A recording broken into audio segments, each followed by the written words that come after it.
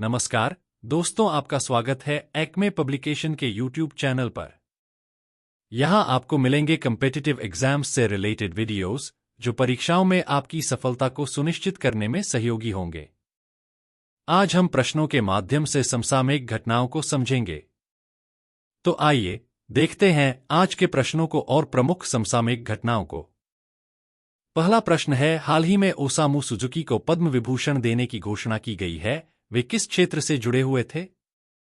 अ. कला, बी. साहित्य और शिक्षा, सी. उद्योग और व्यापार, डी. लोक कार्य।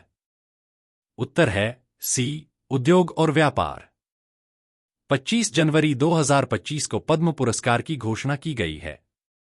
139 व्यक्तियों को इन पुरस्कारों से सम्मानित किया जाएगा। इनमें 7 पद्म विभूषण, 19 पद्म भूषण और 113 पद्मश्री पुरस्कार शामिल हैं। ओसामू सुजुकी को उद्योग और व्यापार के लिए पद्म विभूषण देने घोषणा की गई है। ओसामू सुजुकी, जो सुजुकी मोटर कॉरपोरेशन के पूर्व चेयरमैन थे, का 27 दिसंबर 2024 को 94 वर्ष की आयु में निधन हो गया। वे इस कंपनी के सबसे लंबे समय तक हेड रहे हैं। इनके अलावा इस वर्ष पद्म विभूषण प्राप्त करने वाले अन्य व्यक्ति हैं दुव्वूर नागेश्वर रेड्डी, चिकित्सा, तेलंगाना। न्यायमूर्ति, सेवानिवृत्त जगदीश सिंह खेहर, लोक कार्य, चंडीगढ़। कुमुदिनी रजनीकांत लाखिया, कला, गुजरात। लक्ष्मीनारायण सुब्रमण्यम, कला, कर्नाटक। एम.टी. वासुदेवन नायर, मरणोपरांत, साहित्य और शिक्षा, केरल। ओसामू सुजुकी, मरणोपरांत, व्यापार और उद्योग, जापान। शारदा सिन्हा, मरणोपरांत, कला, बिहार। दूसरा प्रश्न है, रामसर कन्वेंशन के तहत आर्द्रभूमि शहरों की वैश्विक सूची में शामिल होने वाले भारत के पहले 2 शहर कौन से हैं? अ. दिल्ली और मुंबई, बी. कोलकाता और चेन्नई, सी. इंदौर और उदयपुर, डी. बेंगलुरु और हैदराबाद। उत्तर है सी. इंदौर और उदयपुर। इंदौर और उदयपुर आर्द्रभूमि पर रामसर कन्वेंशन के तहत मान्यता प्राप्त आर्द्रभूमि शहरों की वैश्विक सूची में शामिल होने वाले पहले 2 भारतीय शहर बन गए हैं। रामसर कन्वेंशन आर्द्रभूमि के संरक्षण और सतत उपयोग के लिए एक अंतर्राष्ट्रीय संधि है।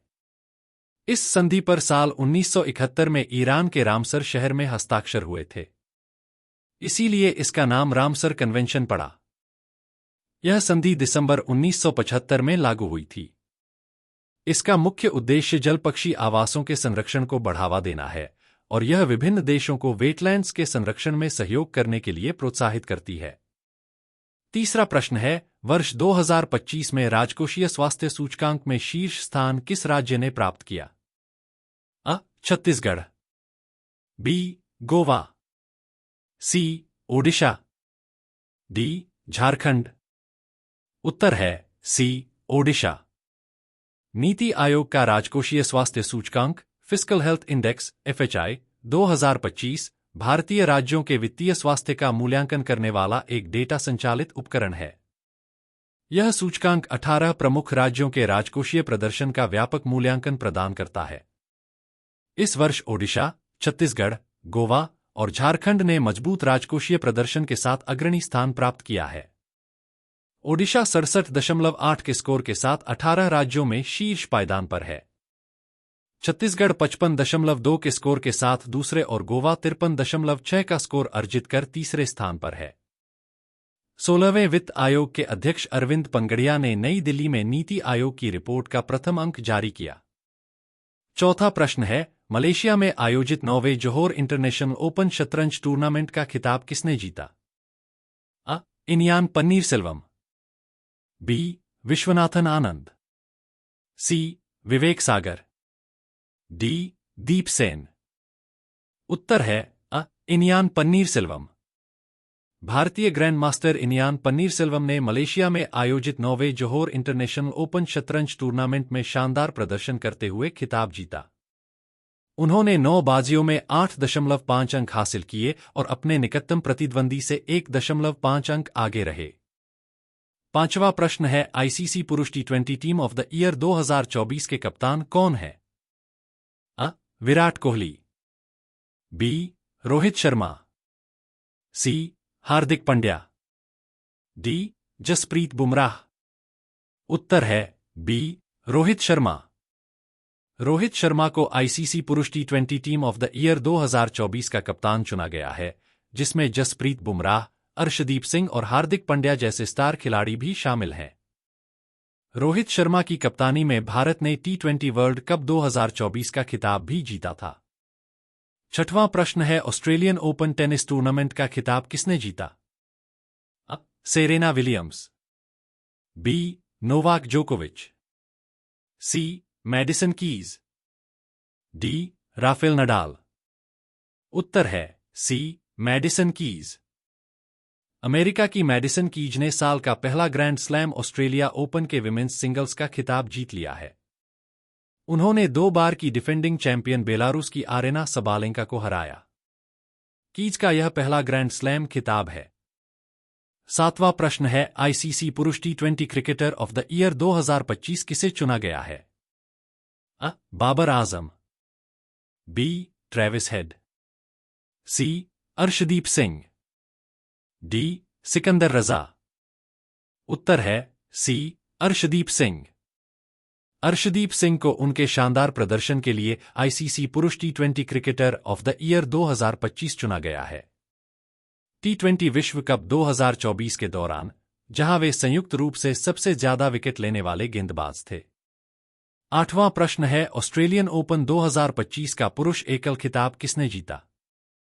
अ Roger Federer, B Rafael Nadal, C Novak Djokovic, D Jannik Sinner. उत्तर है D Jannik Sinner. Jannik Sinner ने 2025 का ऑस्ट्रेलियन ओपन पुरुष एकल खिताब जीता है। अलेक्जेंडर ज्वेरेव को हराकर जैनिक सिनर ने खिताब बरकरार रखा है। 9वां प्रश्न है, एकीकृत पेंशन योजना कब से लागू होगी?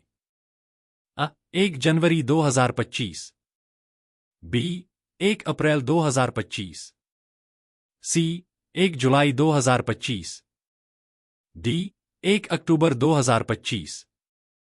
उत्तर है बी 1 अप्रैल 2025। केंद्र सरकार ने एकीकृत पेंशन योजना यूपीएस की अधिसूचना जारी कर दी है, जो 1 अप्रैल 2025 से लागू होगी। यह योजना उन सरकारी कर्मचारियों के लिए है जो 1 जनवरी 2004 के बाद सरकारी सेवा में शामिल हुए हैं। इसके तहत कर्मचारियों को सेवानिवृत्ति के बाद वित्तीय सुरक्षा प्रदान की जाएगी। यूनिफाइड पेंशन स्कीम के तहत 25 साल या इससे ज्यादा समय तक नौकरी करने वाले कर्मचारियों को पूरी पेंशन का लाभ मिलेगा। उन्हें रिटायर होने के बाद हर महीने उनकी आखिरी 12 महीने की एवरेज सैलरी का आधा यानी 50% पेंशन के तौर पर दिया जाएगा। हालांकि अगर कोई कर्मचारी 25 साल से कम काम करता है तो उसे उसी हिसाब से पेंशन दी जाएगी। 10वां प्रश्न है, गणतंत्र दिवस परेड में किस विषय पर आधारित झांकियां निकाली गईं? अ भारत की संस्कृति, बी स्वर्णिम भारत विरासत और विकास, सी भारत की सैन्य शक्ति, डी भारत की आर्थिक प्रगति। उत्तर है बी स्वर्णिम भारत विरासत और विकास। गणतंत्र दिवस परेड में स्वर्णिम भारत विरासत और विकास विषय पर आधारित 31 झांकियों ने हिस्सा लिया। आपको यदि हमारा ये वीडियो पसंद आया हो तो लाइक, शेयर और सब्सक्राइब करें। थैंक्स।